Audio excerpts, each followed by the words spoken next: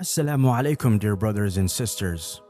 Today, we will learn about one such prayer due to which many sins of a person can be forgiven. Hadiths show that if a person turns his back and runs away in battle, Allah will be very angry with him, and it has been called a great sin. But with the blessing of reciting this dua, Allah will forgive even such a big sin of His servant. The dua is as follows. Astaghfirullah alladhi la ilaha illa huwa al-hayyul qayyum wa atubu ilayhi. I seek the forgiveness of Allah. There is no true God except Allah, the ever-living, the self-subsisting, and I turn to Him in repentance. Ibn Mas'ud, may Allah be pleased with him, said, the Messenger of Allah sallallahu alaihi wasallam said, he who says Astaghfirullah alladhi La ilaha illa huwa al-hayyul qayyum wa atubu ilayhi. I seek the forgiveness of Allah.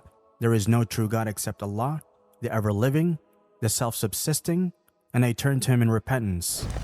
His sins will be forgiven, even if he should have run away from the battlefield while he was engaged in fighting for the cause of Allah. This dua is very beautiful. By reciting this dua, major sins are forgiven. Just as praying and fasting are acts of worship, seeking forgiveness is also an act of worship. There are a lot of virtues of asking for forgiveness from Allah subhanahu wa ta'ala.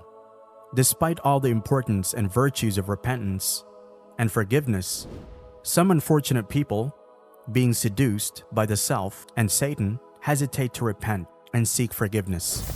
Getting a chance to repent is also a great blessing. Many people don't even get a chance to repent, and they leave this mortal world without repenting. There is no certain time of death, so we should also repent and seek forgiveness.